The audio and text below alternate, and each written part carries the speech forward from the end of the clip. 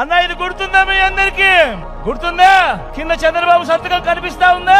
2014లో ముఖ్యమైన హామీలంటూ మీ ప్రతి ఇంటికి పంపించాడు ఈ పాంఫ్లెట్.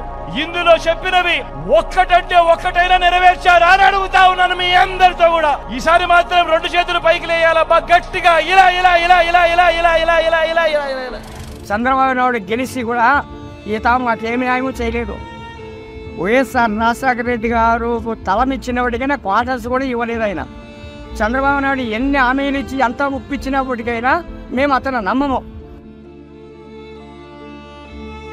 2014 చంద్రబాబు నాయుడు మహిళా సంఘాలకు రైతులకు బంగారు రుణాలు మాఫీ చేస్తారని, మీ బంగారు అక్కజెల్లమ్మలో బంగారం మీ ఇండ్లకు వస్తుందని చెప్పి, బాబు వస్తే జాబ్ వస్తుందని చేసింది ఏదీ లేదు.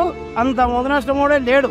ఈ చంద్రబాబు నాయుడు అట్లా జున్నెక్కల వాళ్ళు ఎంతమంది వచ్చినా మేము అయితే ఓటేసేది లేదు, మేము అతను కళ చూసేది లేదు.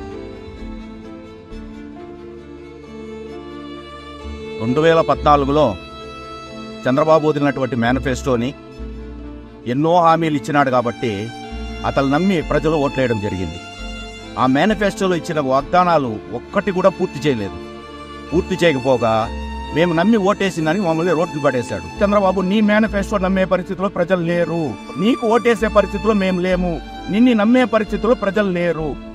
చంద్రబాబు నాయుడు చేసే మోసాలకి ఎవ్వరు ఇక్కడ పడిపోయే వాళ్ళు లేరు. 2014లో చేసిన మోసం పెట్టిన మేనిఫెస్టో ఈ రోజు 2019లో అది గమనించాము, అది అమలు కాదు అని తెలిసింది కాబట్టే ఆంధ్ర రాష్ట్ర మహిళలందరూ కూడా ఆయనకు బుద్ధి చెప్పారు.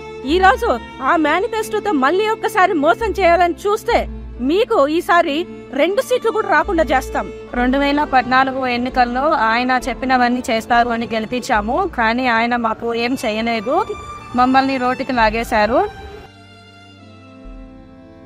టీడీపీకి ఓటేస్తే మనకు మనం మోసం చేసుకున్నట్లు